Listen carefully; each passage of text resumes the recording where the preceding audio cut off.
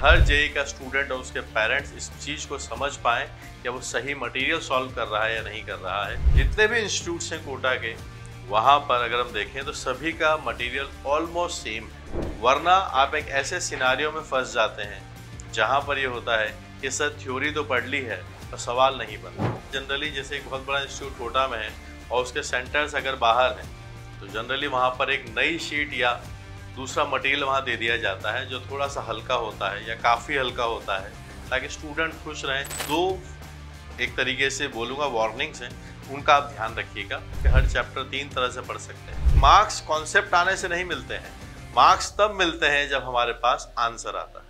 नमस्कारम dear students, आज हम discuss करने वाले एक ऐसे टॉपिक के ऊपर, एक ऐसे विषय के ऊपर जो हर स्टूडेंट से रिलेटेड है, जो जेईई की तैयारी करता है उन सब के लिए। ठीक है, तो आज हम डिस्कस करने वाले हैं, जब क्लास में आपको थ्योरी पढ़ाई जाती है उसके बाद आपको जो होमवर्क दिया जाता है, जहाँ से जो मास्टर शीट या आप मॉड्यूल कहते हैं, उसकी इम्पोर्टेंस जेईई के अंदर क्या है, आपकी जेईई की प्रिपरेशन में उसकी इम्पोर्टेंस क्या है, और वो मॉड्यूल सही है या नहीं है, करेक्ट क्या हो सकता है, बेस्ट क्या हो सकता है, उसकी क्वालिटी क्या है, उन सब के ऊपर भी हम एक चेक आज लगाएंगे, ताकि हर जेईई का स्टूडेंट और उसके पेरेंट्स इस चीज़ को समझ पाएँ कि वो सही मटेरियल सॉल्व कर रहा है या नहीं कर रहा है, कितने टाइम में कर रहा है, उनकी एफिशिएंसी कितनी निकल के आ रही है, और ये करने के बाद अगला क्या रिसोर्स सॉल्व करना चाहिए, इसमें डिफ़िकल्टीज़ क्या हैं और इसको सही तरीका क्या है इस मॉड्यूल को सॉल्व करने के बारे में, वो सब आपको आज इस सेशन के अंदर देखने को मिलेगा।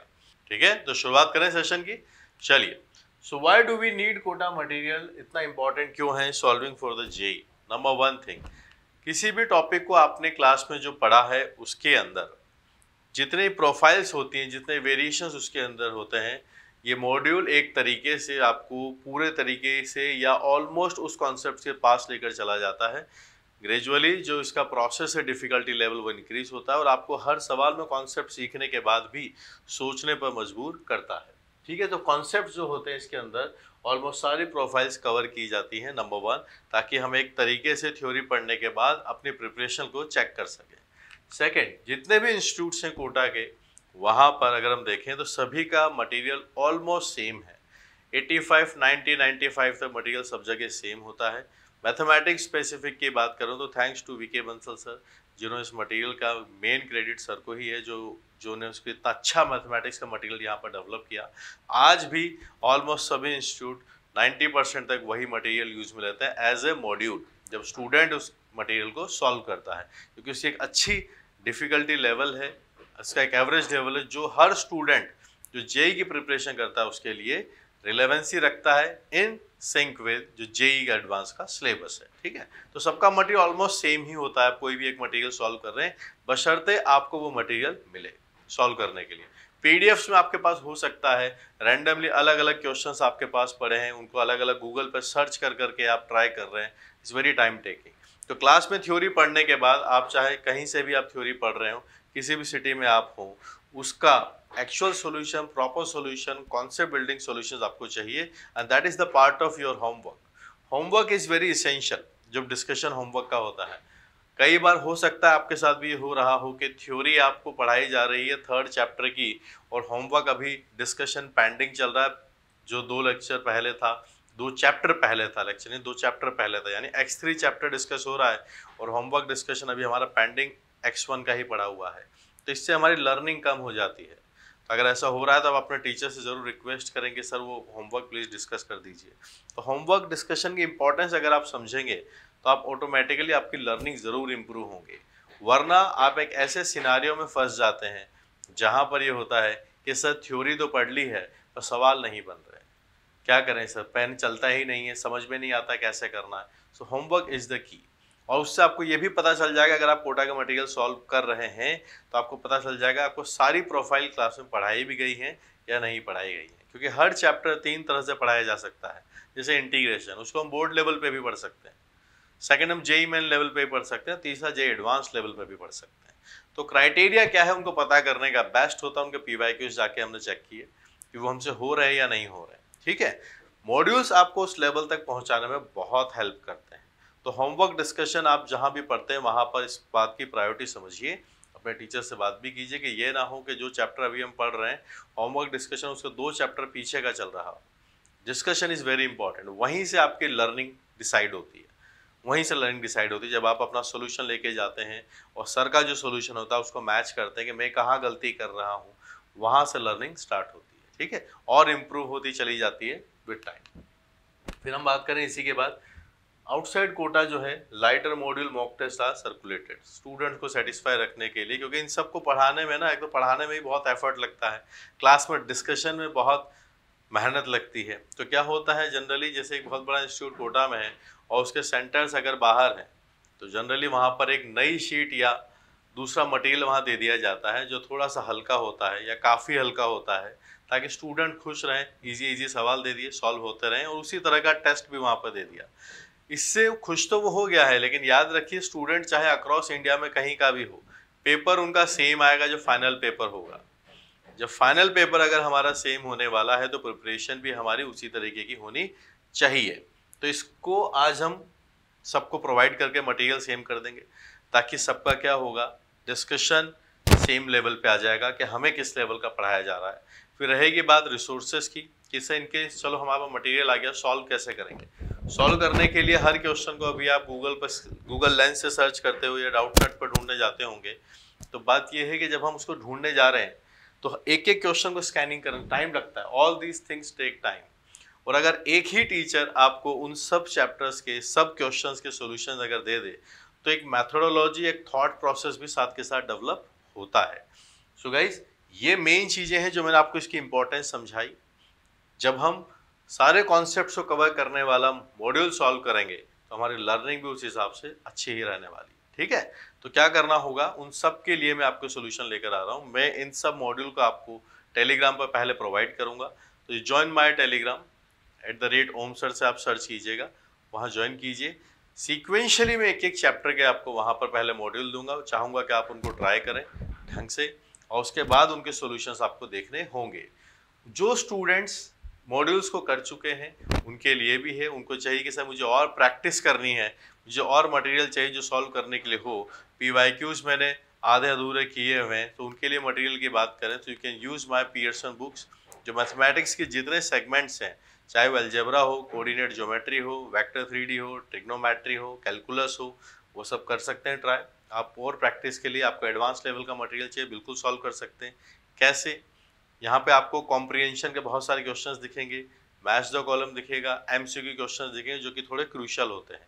साथ के साथ बहुत सारे स्टूडेंट ऐसे, सर हमें तो MCQ, हमें तो PYQs ही सॉल्व करने हैं अभी, तो they are two exclusive thing, JEE main PYQs exclusively और JEE मेन एंड एडवांस, ये दोनों मटेरियल भी आपके लिए अवेलेबल हैं। They are in public. आप अमेजोन, फ्लिपकार्ट या जो मेरी वेबसाइट है upliftmaths.com, वहाँ से भी आप ले सकते हैं, ठीक है। अब जिन्होंने बोला कि सर ये सब तो है, अब मुझे तो थ्योरी में ही दिक्कत है, कुछ जो सिलेबस है मेरा बहुत आगे निकल चुका है, अब मैं कैसे पढूं वहाँ पर जाके। उसके लिए जो मेरे वीडियो कोर्सेज हैं सेगमेंट वाइज आपको मैथमेटिक्स के मिल जाएंगे, चाहे अलजेब्रा हो, कैलकुलस हो, कोऑर्डिनेट हो, ट्रिग्नोमेट्री है, ये सब आपको हमारी जो ऐप है अपलिफ्ट JEE ऐप, वहाँ पर मिल जाएंगे, ठीक है। यहाँ पे आप जाइए, एक नंबर भी फ्लैश कर रहा है जहाँ पे आप हमें कॉन्टैक्ट कर सकते हैं। आते हैं मुद्दे पर वापस के, सर आज हम क्या नया लेकर आया हूँ वो मैं आपको बता दूँ। कोटा के मॉड्यूल्स आपको मिलेंगे और उनके सॉल्यूशंस आपको यूट्यूब पर फ्री मिलने वाले हैं, ठीक है। बस उनको सॉल्व करने पर मेरे आपको बस दो, एक तरीके से बोलूँगा वार्निंग्स हैं, उनका आप ध्यान रखिएगा। अगर आपने उसको ध्यान रखा तो आपकी जो लर्निंग है वो मैक्सिमम होगी, वरना फिर प्रॉब्लम परसिस्ट कर जाएगी। कैसे, सुनिए ध्यान से। दोनों वार्निंग्स क्या है, जब भी आप कोई क्वेश्चन सॉल्व कर रहे हो तो डायरेक्टली उसका सेम टाइम पर आंसर मत देखिएगा। आप क्वेश्चन नंबर 10 सॉल्व कर रहे हैं तो सेम टाइम पे आंसर की मत देखिए। क्या होता है, हमें 11 का आंसर दिख जाता है, आपने 10th का आंसर देखा C है, पर आपकी नजरें 11th को देख लेंगी A आएगा। तो अब जब आप 11th नंबर सॉल्व करने जाएंगे ना, तो आप सॉल्व नहीं कर रहे हैं, आप उसको प्रूव कर रहे हैं, और एग्जाम में आपको आंसर की नहीं पता होती है, ठीक है। तो अंतर है। तो पहले एक साथ 1 गो के अंदर आप पहले सभी क्वेश्चंस को ट्राई कीजिए और उसके बाद उसका आंसर की मैच कीजिए। अभी सॉल्यूशन की कोई बात नहीं हो रही है, आंसर की मैच कीजिए। आंसर की जब आपने वहां मैच कर ली है, उसके बाद आपको पता चलेगा कितने सही कितने गलत। जो सवाल आपके सही हुए हैं उनका भी सॉल्यूशन देखिए। क्यों, हो सकता है आपने किसी एक तरीके से सॉल्व किया हो और उसका बेटर तरीका अपने पास दूसरा हो, जिससे कम टाइम लगता हो, क्योंकि एग्जामिनेशन के अंदर जो टाइम है दैट्स वेरी क्रूशियल। सब्जेक्ट सिर्फ जो एग्जाम है सिर्फ PCM का नहीं है, वहां पर आपकी कैलकुलेशन इंप्रूवमेंट भी आपको चाहिए और टाइम मैनेजमेंट भी साथ के साथ लगेगा। ठीक है, तो एक साथ में सॉल्व करना है, फिर साथ में जाके आंसर की लास्ट में जाके देखनी है जब आप रेडी टू चेक के भाई मेरे कितने सही हुए। कई बार तुक्के में भी आंसर आ जाते हैं, कई बार मिस कॉन्सेप्ट से भी आंसर आ जाते हैं। ठीक है, तो सोल्यूशन हमें उनके भी देखने की सही है या गलत है। दूसरा, डायरेक्टली क्वेश्चंस के सॉल्यूशन पे जंप नहीं करना है कि पेन चलाया ही नहीं, थ्योरी की वीडियोस देख लिए, उसके बाद सीधे कोटा के मॉड्यूल उठा लिए और चलो मैं इनको डायरेक्ट सॉल्व करता हूँ, सॉल्यूशन देखना नहीं। लर्निंग मैक्सिमम करने का तरीका ये है कि आप पूरा दिलो जान से दिमाग लगा दो उसके अंदर पूरा, और उसके बाद फिर आप उसका सॉल्यूशन देखेंगे कि हाँ ये कॉन्सेप्ट था जो मुझसे मिस हुआ। देखो, तीन चीज हो सकती है, या तो आपसे सॉल्व ही नहीं हुआ होगा, इसका मतलब तो ये कि हमारी थ्योरी वीक है। जो मैंने अभी आपको वीडियो लेक्चर्स बताया वो आप जाके थ्योरी इंप्रूव कीजिए, या आप जहाँ पढ़ते हैं वहाँ से आपके पास कोई रिसोर्स हो तो वहाँ से पढ़िएगा और डिटेल में थ्योरी पढ़िए, है ना, अच्छे से। एक नाम के लिए मत पढ़िएगा। जैसे मैंने बताया कि हर चैप्टर 3 तरह से पढ़ सकते हैं। बोर्ड लेवल पे भी पढ़ सकते हैं जो बहुत शैलो रहता है, ऊपर ऊपर ही रहता है। मेंस लेवल पर भी होता है, एक होता है एडवांस लेवल पर। तो अच्छे रिसोर्सेज हैंडल करोगे तो इंक्रीज करेगी डेप्थ, आपकी थॉट प्रोसेस डेवलप होगा, प्रॉब्लम सॉल्विंग स्किल्स डेवलप होंगी।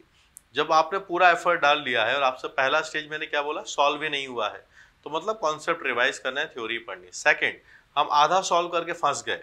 जब आधा सॉल्व करके फंस गए हैं तब हमें क्या करना होता है, हमें देखना होता है कि जो हमें टीचर्स का सोल्यूशन बता रहे हैं कौन सी ऐसी नई बात बता रहे हैं जो मुझसे मिस हो गई थी।